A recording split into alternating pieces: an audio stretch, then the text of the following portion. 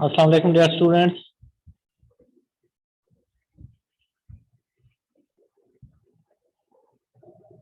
क्या हाल चाल है भाई? खैरियत से हैं सब लोग? ठीक हैं? जी सर, अल्लाह करम सर, ठीक ठाक। चल, कैसी चल रही हैं क्लासेस बाकी? सर ठीक जा रही हैं। अच्छा, तो फिजिकल भी हो रही हैं सारी, ऑनलाइन ही हो रही हैं भी? सर कल हुआ है एक प्रैक्टिकल फिजिकल। अच्छा, किसका? और हाँ ठीक है सर।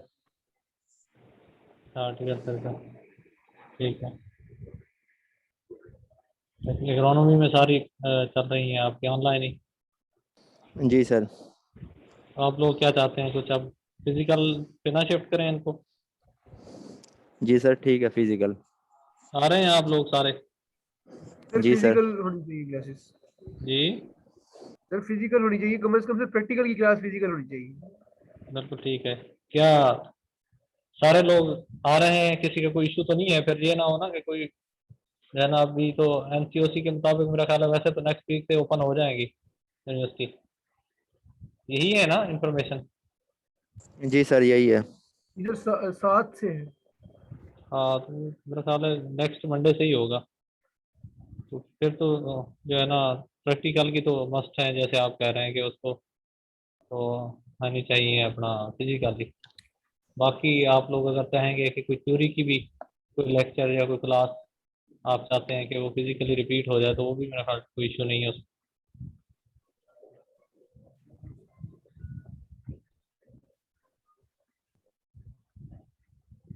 जी, तो आज हमारा जो टॉपिक है वो एक्चुअली हमारा प्रॉब्लम डाटा से हमने स्टार्ट किया था। तो प्रॉब्लम डाटा क्या होता है, डाटा जो एनालिसिस ऑफ वेरियंस नोवा की अजम्पशंस क्या हैं, और जब अजम्पशंस, 4 अजम्पशंस हमने डिस्कस की थी, उनको डाटा वायलेट करता है तो फिर क्या प्रॉब्लम आता है उसमें। यही था ना हम डिस्कस कर रहे थे? क्यों भाई? जी सर यही था। यहाँ कोई क्वेश्चन तो नहीं है आप लोगों का? तो पहले हमने पिछले लेक्चर में डिस्कस किया। फिर आप लोगों को एक असाइनमेंट भी दी गई है, उसकी मेरा ख्याल है टाइम लाइन 2-3 दिन ही रहते हैं आपके पास। उसको वेल एंड टाइम भेजें, क्योंकि फिर वो लॉक हो गई तो उसके बाद फिर डेफिनेटली जो है ना, टाइम फ्रेम जब ख़त्म होगा तो लॉक हो जाएगा उसका। उसको कोशिश करें एक दिन पहले ही आपने कंप्लीट करके भेजना टाइम से, तो बाद में वो कंसीडर नहीं होगी। उसमें किसी को कोई इशू तो नहीं, प्रॉब्लम तो नहीं असाइनमेंट में भी? क्यों भाई?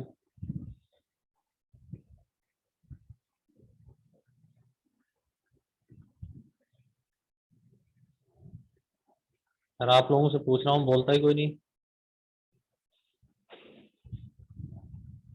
है। जी हेलो, सर। मेरी आवाज़ नहीं आ रही है आप लोगों को? आ रही है सर आवाज। फिर जवाब तो दें। मैंने कहा किसी को कोई प्रॉब्लम, कोई इशू तो नहीं है असाइनमेंट में? नो सर, कोई प्रॉब्लम नहीं शुक्रान बात कर रहे हो? है। जी सर, शुक्राना।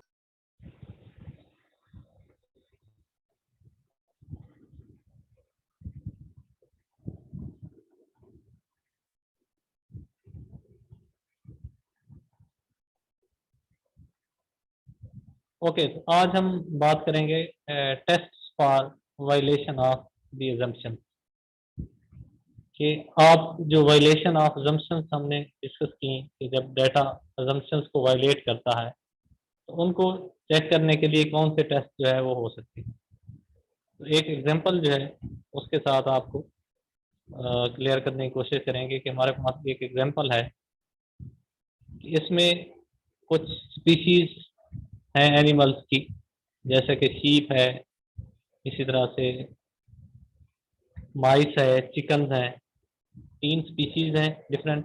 उन पे विटामिन जो है ना उनको अप्लाई किए गए हैं, ताकि चेक किया जा सके कि इन विटामिन की एप्लीकेशन से वेट में कितना गेन होता है। ठीक है, इसमें वेट जो है पाउंड्स में दिया गया है, विटामिन स्टेटेड एंड कंट्रोल। ये एक रेंडोमाइज कंप्लीट ब्लॉग एक्सपेरिमेंट की जो है वो एग्जाम्पल पेश की गई है। तो इसमें अगर आप डाटा टेबल देखें तो आपके पास जो ट्रीटमेंट्स हैं, जो कि पहले मैं आपको कह चुका हूं कि आपके पास जो है डिफरेंट विटामिन जो हैं वो एज ए ट्रीटमेंट अप्लाई किए गए हैं। तो पहला अगर आप ट्रीटमेंट के नीचे रो देखें तो वो है माइस कंट्रोल, यानी कि माइस में जहाँ पे कोई विटामिन अप्लाई नहीं किया गया, कंट्रोल ट्रीटमेंट है, उसका डाटा दिया गया है। आगे कॉलम्स में 1 2 3 लिखा गया है, ये ब्लॉक्स हैं। चलो आप अपना माइक ऑफ कर लें भाई, जिसका माइक ऑन है वो ऑफ कर ले। बात माइक किसका ऑन है अपना ऑफ कर ले। लतीफ लतीफ बेटा अपना माइक ऑफ कर लो, आप कहीं और बातें कर रहे हो जो है ना, हमारी बात तो सुन नहीं रहे हो।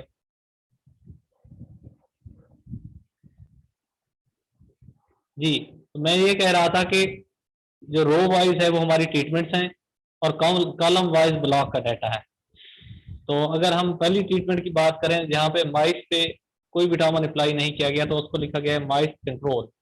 उसमें पहले जो ब्लॉक में 0.18, नेक्स्ट 0.30, नेक्स्ट ब्लॉक 3 में 0.28 और ब्लॉक 4 में 0.44 जो है वो आपके पास उसका वेट आया है। यानी ये माइस स्पीसी जो है उसमें कंट्रोल ट्रीटमेंट में, और अगर टोटल देखें तो 1.2 है और जो इसका मीन है 0.3 आ रहा है। इसी तरह से जहाँ पे माइस को विटामिन अप्लाई किए गए हैं वहाँ पे जो डिफरेंट ब्लॉक्स का डाटा टोटल और मीन करने के बाद वो 0.4 है, यानी कि इंक्रीज हुआ है, उसका वेट इंक्रीज हुआ, 0.3 से 0.4 हो गया है। इस तरह से अगर हम फिर इसके नीचे उनने सब टोटल का निकालें, नेक्स्ट हम चिकन कंट्रोल पे जाएं तो उसका भी अगर आप मीन देखें तो उसका मीन जो है वेट आ रहा है 2.4, लेकिन वहीं पे जहां आगे विटामिन अप्लाई किए गए हैं तो वहां पे 2.9 पाउंड तक उसका वेट आया है। तो यानी यहाँ भी इंक्रीज है विटामिन एप्लीकेशन से वेट में। इस तरह से अगर हम नेक्स्ट देखें स्पीसी जो हमारे पास कीप है, उसमें जहां कंट्रोल ट्रीटमेंट है यानी विटामिन अप्लाई नहीं किए गए, तो वहां पे हमारे पास जो मीन है वो 137 पाउंड जो है उसका वेट आ रहा है। और जहां पे विटामिन अप्लाई किए गए हैं नीचे वाली रो में अगर देखें मीन उसका आ रहा है 151, यानी यहाँ पे भी एक सिग्निफिकेंट नजर आ रहा है कि उसमें इंक्रीज हुआ है। ठीक है, उसमें इंक्रीज है उसके वेट में। अब अगर इसको आप गौर से देखें तो तीनों स्पीशीज में जहां पे विटामिन अप्लाई हुए in comparison to control treatment, वहां पे वेट गेन किया है स्पीशीज ने। ठीक है, तो इसका अब जब हम नीचे अगर नेक्स्ट पेज पे हम जाएं, एनालिसिस ऑफ वेरियंस टेबल में देखें तो वहां क्या सिचुएशन है। तो वहां पे आप देखें अगर तो सबसे पहले डेफिनेटली आपका सोर्स ऑफ वेरिएशन में आरसीबीडी है तो ब्लॉक्स आ जाएगा। तो ब्लॉक्स आपके 4 थे तो 3 डिग्री ऑफ फ्रीडम है उसका। फिर आपकी ट्रीटमेंट्स हैं तो 6 ट्रीटमेंट्स जो है वो हुई। कैसे 6 हुई कि आपके पास जो है इन्होंने उसको ओवरऑल ट्रीटमेंट्स को 6 इसलिए लिखा है कि आपके पास 3 स्पीशीज थी और 2 विटामिन के लेवल थे। ठीक है, तो इसकी वैसे कोई जो है ना वैल्यू नहीं है, नॉर्मली हम आरसीबीडी के जो है वो इसमें उसको इंक्लूड नहीं करते ट्यूटोरियल में।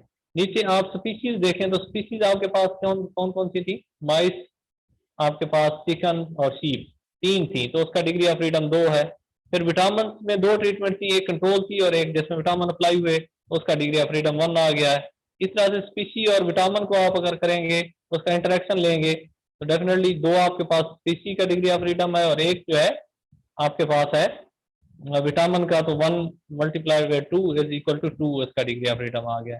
फिर इस तरह से जो है एरर उसका 16 जो है डिग्री ऑफ फ्रीडम है। तो ये डिग्री ऑफ फ्रीडम नहीं, यहाँ में बेसिकली तो हमने देखना है कि इसमें जो आपके एफ टेस्ट जब लगा है तो उसमें रिजल्ट्स क्या आ रहे हैं। तो इसमें अगर हम अपने मेन मुद्दे पे आए जो हमारे पास स्पीशीज हैं, तो स्पीशीज जो है हमारे पास, उसका अगर हम देखें तो हाईली सिग्निफिकेंट रिजल्ट आ रहा है।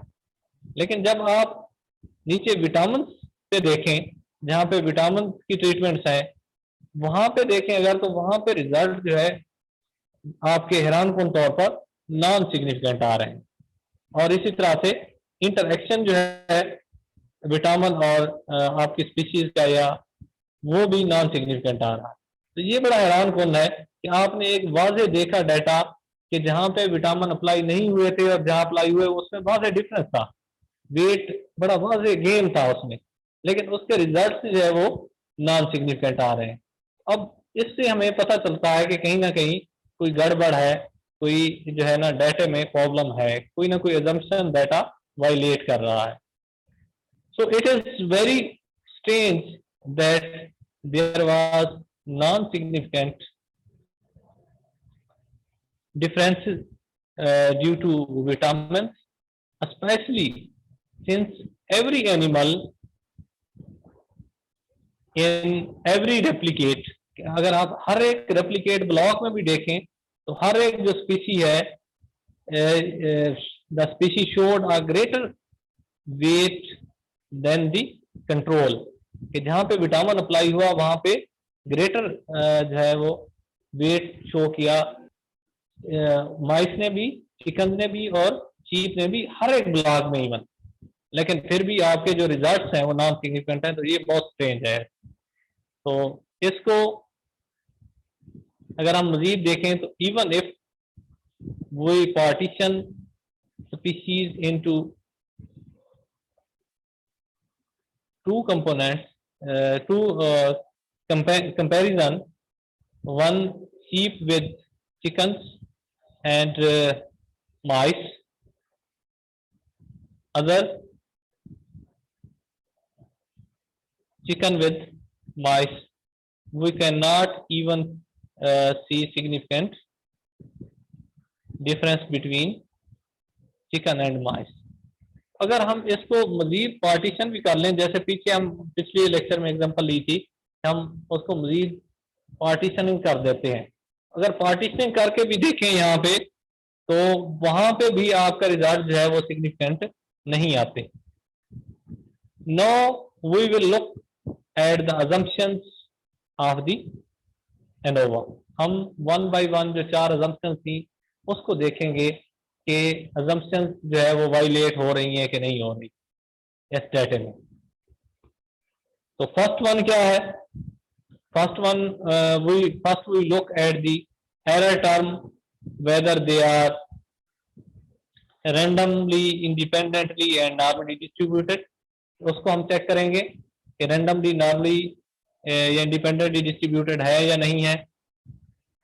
To do this we remove the treatment effects and block effect from each cell of the table। तो इसमें हम क्या करते हैं, ट्रीटमेंट और जो ब्लॉक का इफेक्ट है उसको जो है हम खत्म करके फिर चेक करते हैं।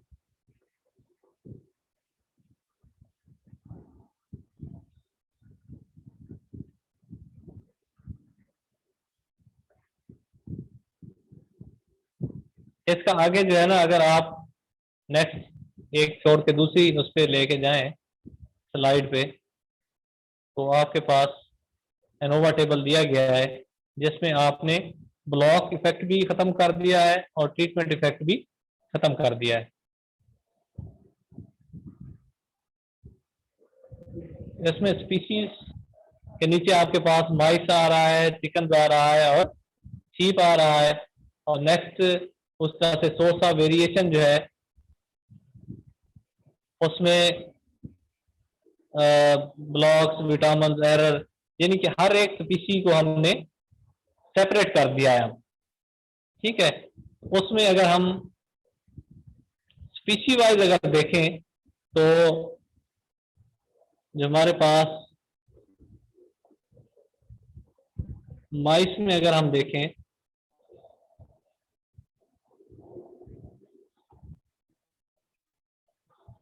तो रिजल्ट सिग्निफिकेंट है। इसी तरह से आपके पास जो है चिकन्स में भी जो रिजल्ट है वो हाईली सिग्निफिकेंट है, और आपके पास शीप में भी हाईली सिग्निफिकेंट रिजल्ट आ रहा है। अगर आपने ट्रीटमेंट और ब्लॉक का इफेक्ट खत्म करके उनको सेपरेट सिर्फ स्पीशी वाइज है वो टेस्ट किया है कि स्पीशीज सिंगल स्पीशी पे विटामिन का जो इफेक्ट है उसका अगर हमने सेपरेट करके उसका डाटा उसको अगर हमने एनालिसिस किया, एनालिसिस ऑफ वेरिएंस का टेबल परफॉर्म किया, एफ टेस्ट लगाया, उसमें रिजल्ट्स हमारे सिग्निफिकेंट हो गए।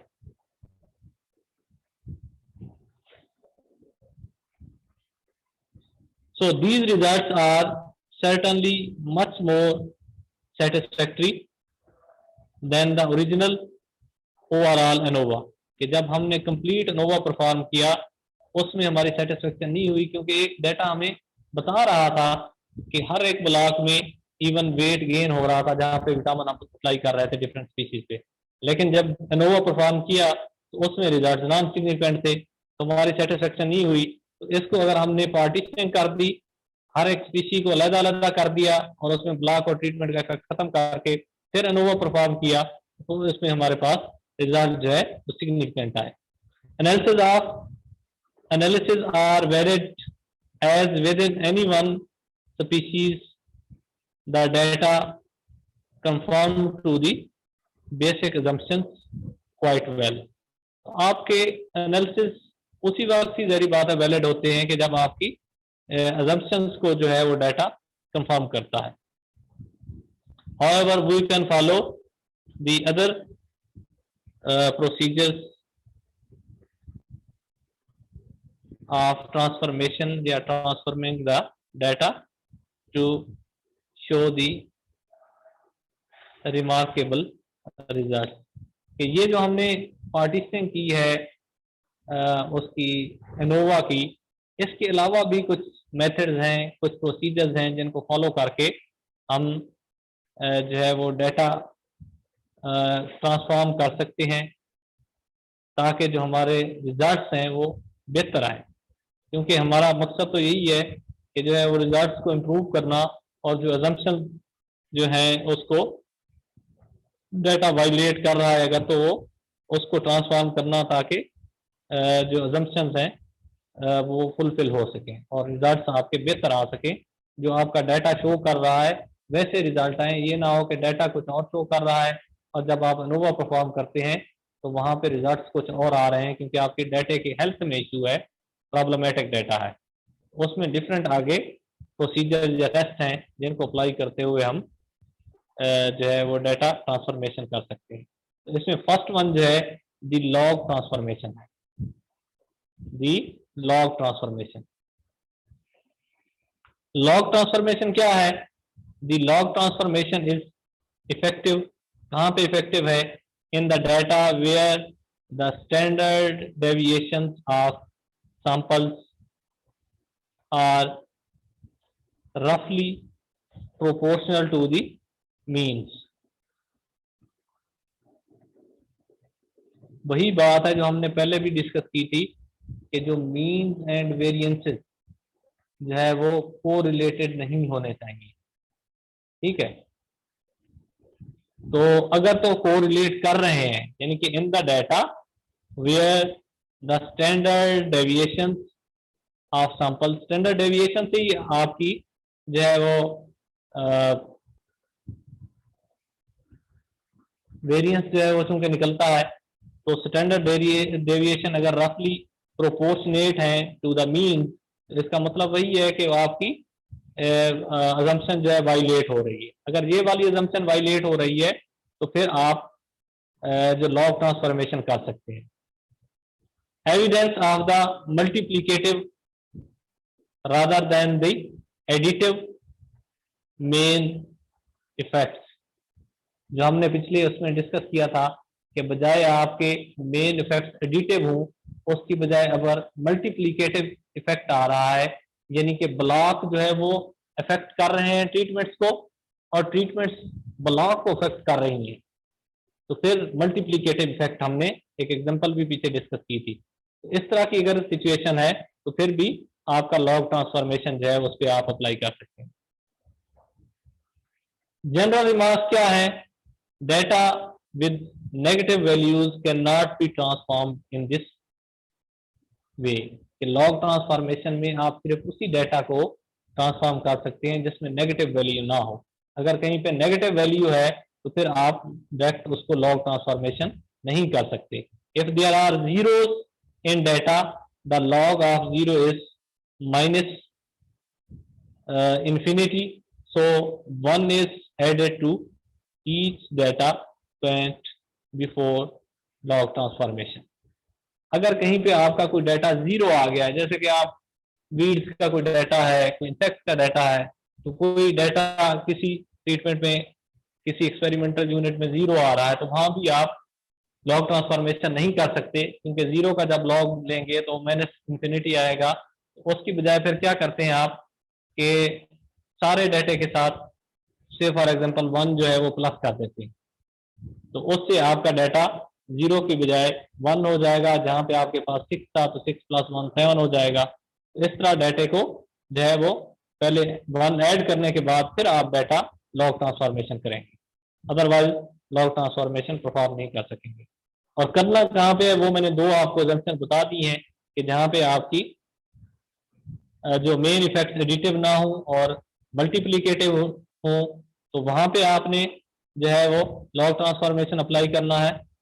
और इसके अलावा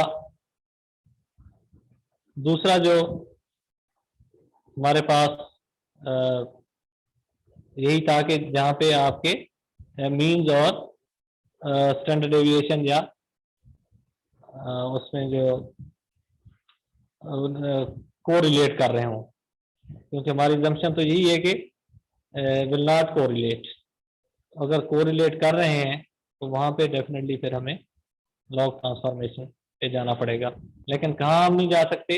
अगर आपकी माइनस वैल्यू है तो लॉग ट्रांसफॉर्मेशन परफॉर्म नहीं कर सकते, और अगर आपकी जीरो वैल्यू है तो वहाँ भी नहीं कर सकते। लेकिन जीरो वाली में एक ऑप्शन ये मौजूद है कि 1 जो है उसमें सारे डाटे में आप ऐड कर दें और उसके बाद ट्रांसफॉर्मेशन कर दें। Next, logarithms to the base 10 are generally taken. तो नॉर्मली जो लॉगरिथम बेस 10 का लॉगरिथम जो है वो हम डाटे पे लेते हैं। लॉगरिथम का कोई आइडिया है आप लोगों को? कोई आपने मैथ में पढ़ा होगा कि भूल भुला गए हैं? क्यों भाई? एनीवन? किसी को कोई समझता हो? मैथ अच्छी है मेरी, ये याद है मुझे। जी सर, पढ़ा हुआ है सर लॉगरिथम। अच्छा, क्या होता है वैसे लॉगरिथम? सर पढ़ा था, ये लोग मतलब कैलकुलेटर के जरिए निकाल लेते थे सर हम। कंप्यूटर के जरिए निकाल लेते हैं? यस सर, पढ़ा था।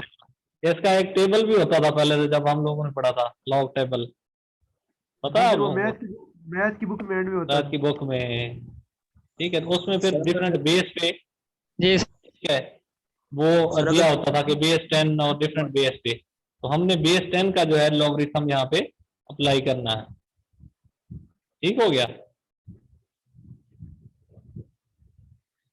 Next is to multiply all data points by a constant.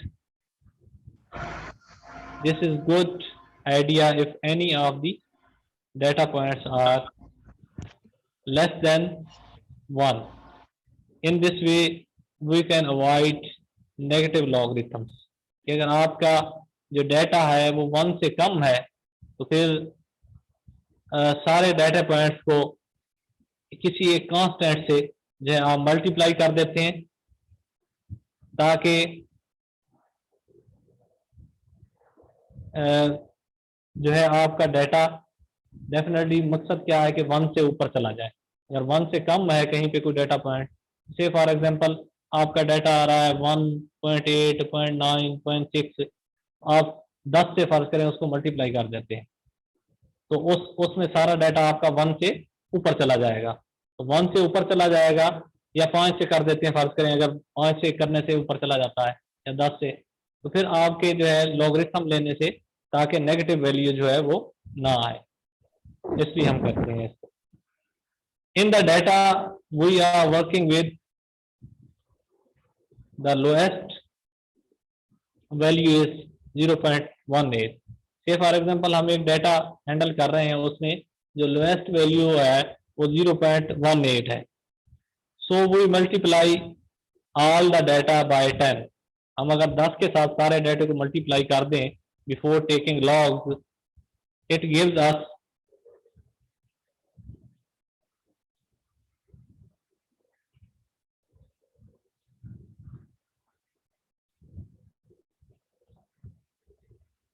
Table of transformed values. उसमें आपके पास जो है वो ट्रांसफॉर्म डाटा आ जाएगा. से फॉर एग्जांपल 1.18 वाला जो है वो आपका 1.8 पे चला जाएगा, और बाकी वैसे ही बड़े हैं उससे, तो उसमें आपका डाटा 1 से ऊपर चला जाएगा, तो उसके बाद आप लॉग ले लेंगे. We still don't get a significant interaction between